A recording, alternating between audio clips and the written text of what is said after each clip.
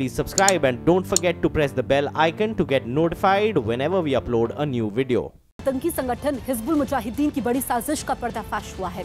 असम के होजाई में मौजूद आरएसएस का गीता आश्रम आतंकियों के निशाने पर था। असम के लुमडिंग रेलवे स्टेशन पर भी आतंकी हमला करने की फिराक में थे। कानपुर से 13 सितंबर को गिरफ्तार किए गए आतंकी कमर उस जमा ने पूछताछ में ये बातें कबूल की हैं। कमर उस जमा के बाद असम पुलिस ने नेटवर्क से जुड़े 8 और लोगों को गिरफ्तार किया है। हिजब मॉड्यूल के तहत काम करने वाले लोगों को हथियार मुहैया करवाने वाले आर्म्स डिटेल अभिनव को भी गिरफ्तार किया गया है। तो हिजब की बड़ी साजिश का पर्दाफाश हुआ है। हमारे सहयोगी अजीत हमारे साथ फोन लाइन पर मौजूद है। अजीत, ये जो बड़ी साजिश थी इसको नाकाम किया गया है और ये जो गिरफ्तारियां हुई हैं ये भी काफी अहम हैं। बिल्कुल जसप्रीत, यूपी की एटीएस या एक तरीके से कहें जो खुफिया एजेंसी उनको बड़ी कामयाबी मिली है और नॉर्थ ईस्ट के जो हिजबुल मॉड्यूल का जो निशाना था वो आरएसएस का गीता आश्रम था जो होजाई में है और आरएसएस का यहाँ से काफी लंबा एक तरीके से कहा जाए जो अपना संगठन है उसको संचालित करते हैं और आसाम का जो लुमडिंग रेलवे स्टेशन है वो भी इनके निशाने पर था। बड़ा खुलासा हुआ है क्योंकि जो पहला आतंकी था 13 सितंबर को कानपुर से कमरुज्जमा गिरफ्तार हुआ था और अब उसके बाद जब को असम पुलिस ने गिरफ्तार किया है जिसमें हिजबुल को मॉड्यूल को हथियार देने का आरोप है। इसके अलावा जो आर्म्स डीलर है मन्नू चौहान उनको गिरफ्तार किया गया है जो असलहा मुहैया कराते थे, जो मैप मुहैया कराते थे और पुलिस को बहुत सारी चीजें यूपी एटीएस को भी हाथ लगी है। अभी बहुत कुछ बाकी है। अभी तो सिर्फ 2 खुलासा हुआ है। जो आरएसएस का गीता केंद्र है वो इनके निशाने पर था और आसाम का लुमडिंग रेलवे स्टेशन अभी भी जो पुलिस है एटीएस है वो पूछताछ कर रही है और अभी इसमें बहुत कुछ चीजें बाकी हैं कि आखिर और क्या प्लानिंग थी और होने बाकी हैं। अजीत, आपका इस तमाम जानकारी के लिए शुक्रिया।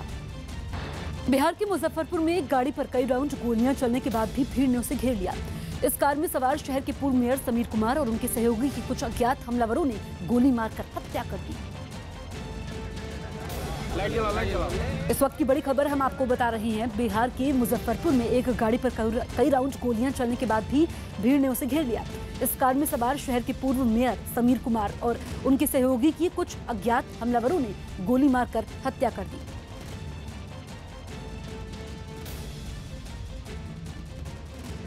ऐसा लग रहा है कि अपराधियों ने गोलियों की बौछार की है। 2 व्यक्ति की उसमें हत्या हुई है। अभी गाड़ी का हम लोग एफएसएल से जांच कराएंगे तभी वो क्लियर हो पाएगा। अभी तो 6 बुलेट्स हम लोग का जो कार्ट्रिजेज है वो मिला है उसके खोखे। सबसे पहले स्पॉट पर हम ही पहुंचे, थाना को खबर किए, डीएसपी साहब को खबर किए। देखिए कि यहाँ पर उसको गोली लगा हुआ है 2 आदमी को। अब किस चीज़ से गोली लगा पता नहीं, 47 है कि क्या है। 18-19 गोली लगा हुआ है। पूरा आगे पीछे सब से गोली लगा हुआ है। तुरंत पुलिस को सूचना दिए, फिर यहाँ पर सब लोग आए। आसपास के लोग तो गोली का लगातार गोली का आवाज़ सुने, 5-7-10 गोली का आवाज़ सुने रोल रहा था। चंद्रमोहन हमारे सहयोगी फोन लाइन पर मौजूद हैं। चंद्रमोहन, पूर्व मेयर की अज्ञात लोगों ने हत्या कर दी है। शुरुआती जांच में क्या बात सामने आई है? बिल्कुल, देखिए इस हत्याकांड के बाद एसआईटी की गठन की गई है और लगातार जांच कर रही है। अब तक जो बातें सामने आई हैं उसमें ये कहा जा रहा है कि जमीनी विवाद को लेकर हत्या हुई है, लेकिन हकीकत क्या है इसकी अभी जो एसआईटी की गठन की गई है वो जांच कर रही है। लेकिन सबसे बड़ी बात यह है कि जिस तरह से इस वारदात को अंजाम दिया गया है एक भीड़ भरे जगह पर जबोर में, तभी 2 मोटरसाइकिल पर सवार होकर अपराधी आए और ताबड़तोड़ उन्होंने गोलियों से छलनी कर दी, जिसमें पूर्व मेयर समीर और उनके जो ड्राइवर थे उनकी मौत हो गई घटनास्थल पर ही। सवार होकर अपराधी आए और पहले उनके गाड़ी में टक्कर मारी और फिर उसके बाद गोलियों से की क्या स्थिति होगी? 2 बाइक सवार आते हैं, 18 राउंड गोलियां मारते हैं, हत्या करके फरार हो जाते हैं, तो कानून व्यवस्था को लेकर के यहाँ पर सवाल खड़े होते हैं।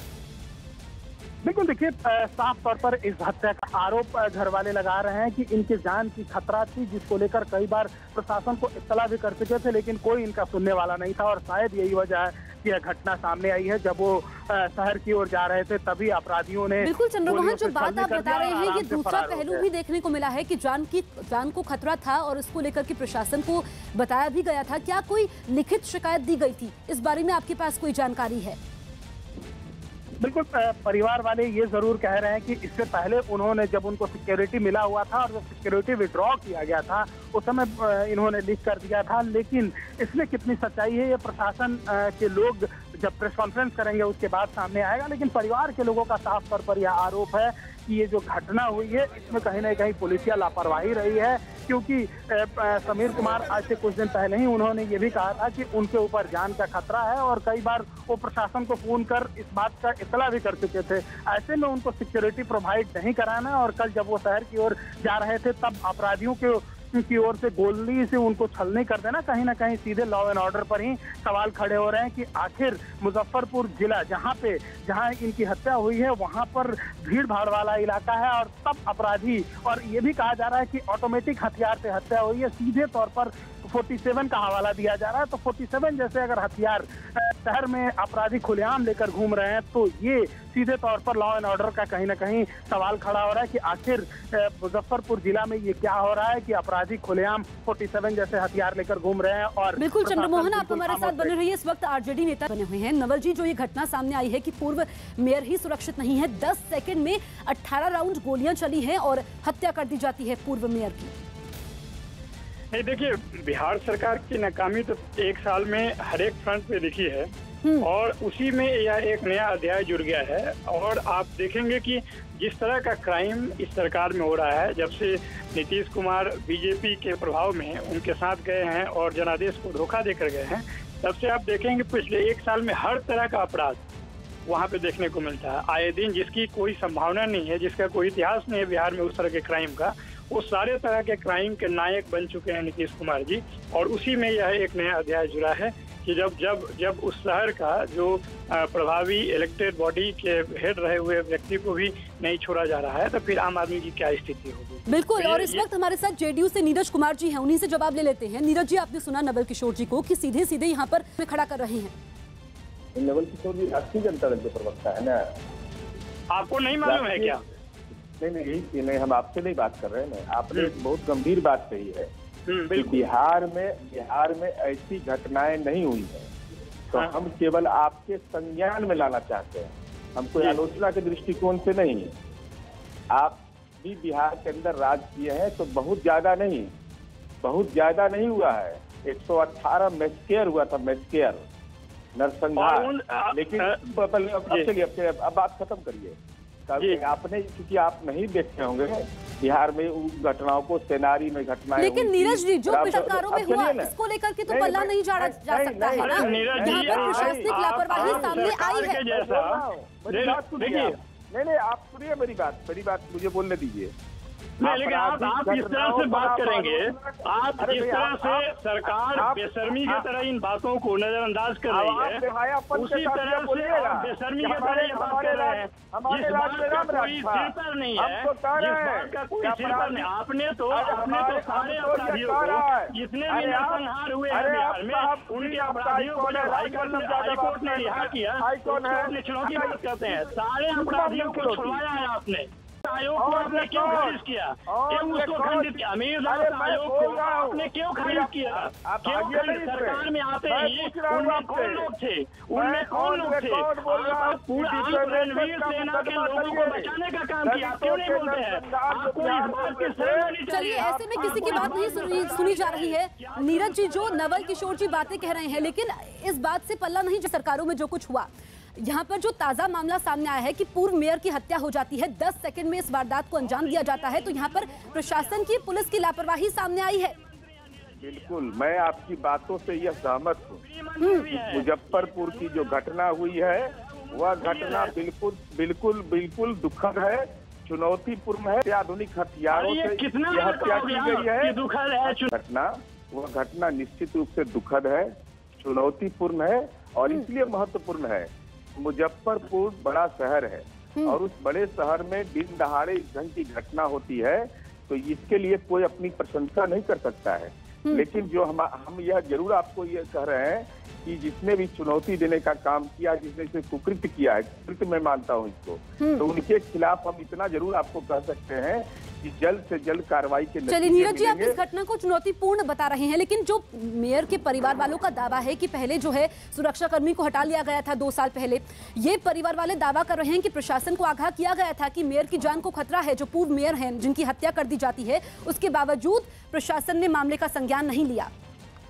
मैं आपको ये बता रहा हूँ, पूरे जो उनके परिजनों ने कहा है, उन तमाम तथ्यों को पुलिस देख रही है। मुख्यालय स्तर पर ही तब उनकी बात जो कही गई है कि 2 वर्ष पहले सुरक्षा वापस ले लिया गया, सुरक्षा संबंधी हमने आवेदन दिया है। इन तमाम जो जिम्मेवार पदाधिकारियों को वो भी नपे जाएंगे और अपराधी और गुंडे भी नपे जाएंगे। लेकिन ऐसा क्यों होता है नीरज जी कि जब कोई बड़ी घटना होती है उसके बाद ही प्रशासन जागता है? आप हमको ही बताइए, हम सोते रहता है। अरे हम जरा जानना, देखिए अभी यही पर हम बोलेंगे तो फिर बोलेंगे भाई पात्रता। आप क्या बोलिएगा? आप हमारी आलोचना करते हैं तो हमको कोई परेशानी नहीं होती है, लेकिन आलोचना की जो काम आप कर रहे हैं उसका आकलन कर रहे हैं। मुख्यमंत्री गृह मंत्री भी है, उनका आकलन होगा, उनको रिजाइन करना चाहिए। उनके गृह मंत्री और मुख्यमंत्री रहते हुए पिछले 1 साल में दंगे नहीं हुए कि महिलाओं का रेप नहीं हुआ। तो इलाके के जितने भी सीसीटीवी फुटेज हैं उसको खंगालने की कोशिश है। हालांकि रात के अंधेरे में इतनी बड़ी आपराधिक वारदात को अंजाम दिया गया है तो पुलिस के लिए चुनौती है। लेकिन फिलहाल एसआईटी का गठन हुआ और खुद एसएसपी और सीटीएसपी उस एसआईटी में रहेंगे। पूरी मॉनिटरिंग होगी। आईजी ने साफ कहा है कि इस मामले की पूरी तह तक 47 से वार हुआ है। 2017 में इसी प्रकार एक 47 से मुजफ्फरपुर में गर्जा था और वो भी जो अतुल शाही की हत्या हुई थी वो माना जा रहा है कि समीर कुमार से उसकी काफ़ी नज़दीकी रिश्ते थे। और उसके बाद लगातार समीर कुमार पुलिस के अधिकारियों के पास भी अपनी सुरक्षा को लेकर गुहार लगाते रहे थे विवेक, और पिछले 2 सालों से उनका बॉडीगार्ड भी नहीं था। हालांकि उनका राजनीतिक और सामाजिक जीवन काफ़ी लंबा था, मुजफ्फरपुर में काफ़ी सक्रिय थे। लेकिन विवेक एक तस्वीर आपको दिखाना चाहते हैं। मैं अभी वो चंदवारा इलाके में हूँ जो नगर थाना क्षेत्र का है, जहाँ ये आपराधिक वारदात हुई है। आप देख सकते हैं जो AK-47 की गोलियाँ इस इलाके में फिर से गरजी है। तो बिहार के मुजफ्फरपुर में एक गाड़ी पर कई राउंड गोलियां चलने के बाद भी भीड़ ने उसे घेर लिया। इस कार में सवार शहर के पूर्व मेयर समीर कुमार, उनके सहयोगी की कुछ अज्ञात हमलावरों ने गोली मारकर हत्या कर दी। अब एसआईटी का गठन हो चुका है, लेकिन यहां पर पुलिस की बड़ी लापरवाही सामने आई है। कटघरे में जिला प्रशासन भी है। पेट्रोलियम कंपनियों ने पेट्रोल और डीजल की कीमतों में आज फिर से इजाफा कर दिया है। पेट्रोल 11 पैसे जबकि डीजल के दामों में 6 पैसे की बढ़ोतरी हुई है। इसके बाद मुंबई में पेट्रोल की कीमत 90 रुपए के पार पहुंच गई है। मुंबई में पेट्रोल के दाम 90 रुपए 14 पैसे, डीजल 78 रुपए 64 पैसे प्रति लीटर हो गया है। जबकि दिल्ली में पेट्रोल 82 रुपए 81 पैसे, डीजल 74 रुपए 11 पैसे प्रति लीटर की दर से बिक रहा है। डीजल और पेट्रोल की कीमतों में लगी आग थमने का नाम नहीं ले रही है और मुंबई में यह 90 के पार कर गया है। आज भी डीजल और पेट्रोल के दामों में वृद्धि दर्ज की गई है। मैं इस वक्त पेट्रोल पंप पे हूँ दादर के, यहाँ पे आपको दाम दिखाना चाहूँगा। आज का जो दाम है 90 रुपये 14 पैसे। कल ये जो पेट्रोल का दाम था 90 रुपये 3 पैसे था। डीजल का जो दाम है आज का 78 रुपये 64 पैसे। कल जो दाम था ये 78 रुपये 58 पैसे था। यानी जो डीजल का दाम है उसमें 6 पैसे की वृद्धि और जो पेट्रोल का दाम है उसमें 11 पैसे की वृद्धि दर्ज की गई है। 90 के पार होना मतलब 100 से सिर्फ 10 रुपये कम। एक तरह से कहीं ना कहीं लोगों के ऊपर भारी पड़ेगा ये दाम जिस तरह से बढ़ रहा है। कुछ लोग पेट्रोल पंप पर पेट्रोल भरने पहुंचे हैं, सर से बात करेंगे। सर 90 पार गया, 10 रुपये कम रह गया, कितना असर? बहुत असर गिर गया। अभी मोदी जी क्या सोच रहे हैं क्या पता नहीं कि पब्लिक को इतना तकलीफ हो रहा है। अभी पेट्रोल का भाव बढ़ेगा तो सब्जी का भाव बढ़ेगा, दूध का भाव बढ़ेगा, आम जनता क्या करेगी? इस तरह की वृद्धि दर्ज की जा रही है। आने वाले दिनों में अगर ये दाम 100 रुपये को भी छूते हैं तो आश्चर्य वाली बात नहीं होगी, क्योंकि सरकार ने पहले ही हाथ खड़ा कर दिया है कि हमारे हाथ में पेट्रोल की कीमतें नहीं हैं। जीएसटी काउंसिल की मीटिंग होगी तब डीजल पेट्रोल की कीमतों को लेकर फैसला लिया जाएगा। लेकिन जब ये मीटिंग होगी, फैसला लिया जाएगा, तब तक ये शायद दाम जिस तरह से बढ़ रहा है वो 100 रुपये को भी पार कर जाएगा। कैमरामैन विक्रम सावंत के साथ दिवाकर सिंह, न्यूज 18 इंडिया, मुंबई। आतंकी संगठन हिजबुल मुजाहिदीन की बड़ी साजिश का पर्दाफाश हुआ है। असम के होजाई में मौजूद आरएसएस का गीता आश्रम आतंकियों की इतनी बड़ी आपराधिक वारदात को अंजाम दिया गया है तो पुलिस के लिए चुनौती है। लेकिन फिलहाल एसआईटी का गठन हुआ और खुद एसएसपी और सीटीएसपी उस एसआईटी में रहेंगे। पूरी मॉनिटरिंग होगी। आईजी ने साफ कहा है कि इस मामले की पूरी तह तक 47 से वार हुआ है। 2017 में इसी प्रकार एक 47 से मुजफ्फरपुर में गर्जा था और वो भी जो अतुल शाही की हत्या हुई थी वो माना जा रहा है कि समीर कुमार से उसकी काफ़ी नज़दीकी रिश्ते थे। और उसके बाद लगातार समीर कुमार पुलिस के अधिकारियों के पास भी अपनी सुरक्षा को लेकर गुहार लगाते रहे थे विवेक, और पिछले 2 सालों से उनका बॉडीगार्ड भी नहीं था। हालांकि उनका राजनीतिक और सामाजिक जीवन काफ़ी लंबा था, मुजफ्फरपुर में काफ़ी सक्रिय थे। लेकिन विवेक एक तस्वीर आपको दिखाना चाहते हैं। मैं अभी वो चंदवारा इलाके में हूँ जो नगर थाना क्षेत्र का है, जहाँ ये आपराधिक वारदात हुई है। आप देख सकते हैं जो AK-47 की गोलियां इस इलाके में फिर से गरजी है।